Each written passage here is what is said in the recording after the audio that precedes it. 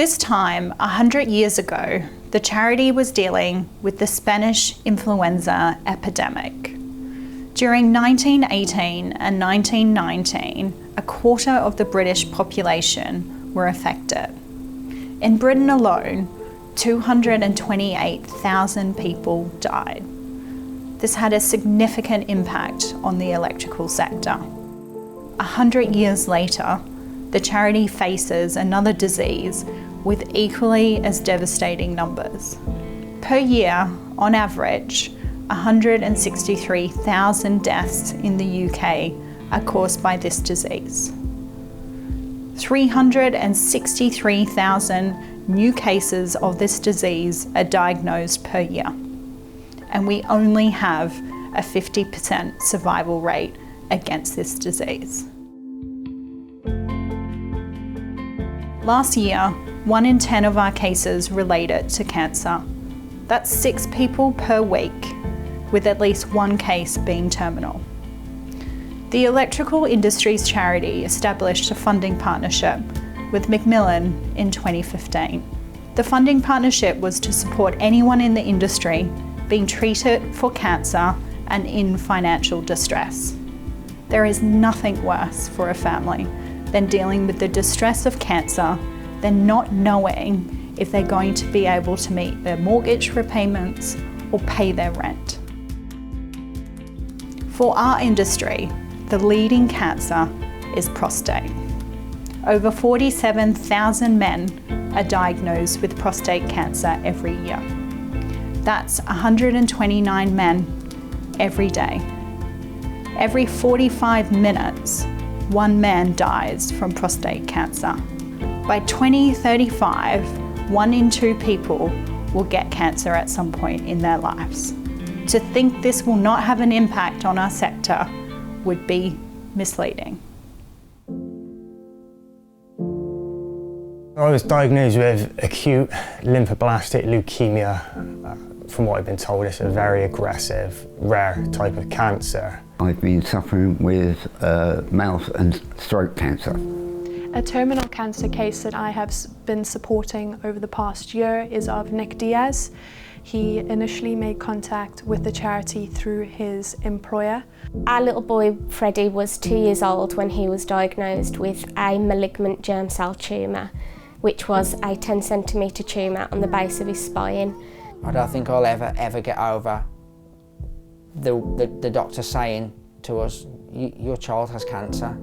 When the doctors told me, my mum was in the room with me at Southmead Hospital, and as you can imagine, just felt sick to the pit of my stomach. My mum burst out crying, I burst out crying, and just thought, this is it, it's like my time's up.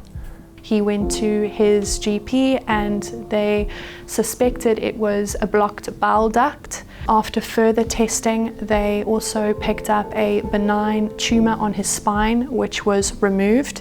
And then they did further blood testing and the liver cancer was found, and the status of it being terminal was also determined. Everything changed. You've got to consider the future. You instantly think the worst thing's going to happen. I genuinely thought, this is it, I'm going to die. The first round of chemotherapy was awful. He was so sick. He didn't wake up for a few days. His personality had vanished. His psychological state is very low. He feels a great sense of hopelessness and helplessness due to the uncertainty of when his time will be up. Every day of the week, Monday to Friday, I was having chemotherapy. I was having it put into my spine to shoot up into my brain. Nothing nice about it at all.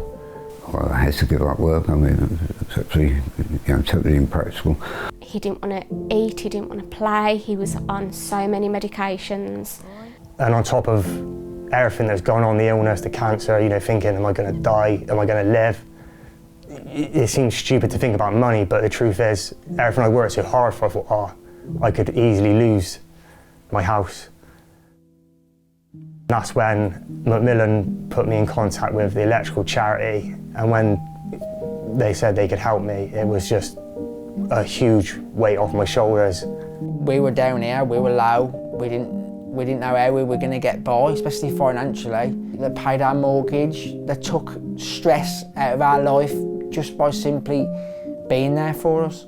I can only consume pureed food because I don't have any teeth, and I have my tongue removed. And the EIC steps in, and they've been financing that. The charity has provided financial relief in the form of paying for his rent at home, as well as providing emotional support. They said they'd pay, I think it was £750 my mortgage a month, which was just, so grateful for it. And without it, the reality is I probably would have lost my house. He is still receiving chemotherapy, but this is only for extension of days, really. Freddie, today, he's doing really well. Freddie is the happiest, cheekiest, mischievous little boy. He keeps me on my toes, which I love about him. I wouldn't change him for the world. He's just the best thing that's ever happened to me. I had a bone marrow transplant, which I think effectively gives me a best chance to save my life. But since that, I've just been trying to get my life back to normal as much as I can, working, trying to play football again. Just, live a normal life. What I've learned from my experience of supporting someone with terminal cancer and being a part of that journey is that life is precious, it is fragile, and it is a gift and is not given.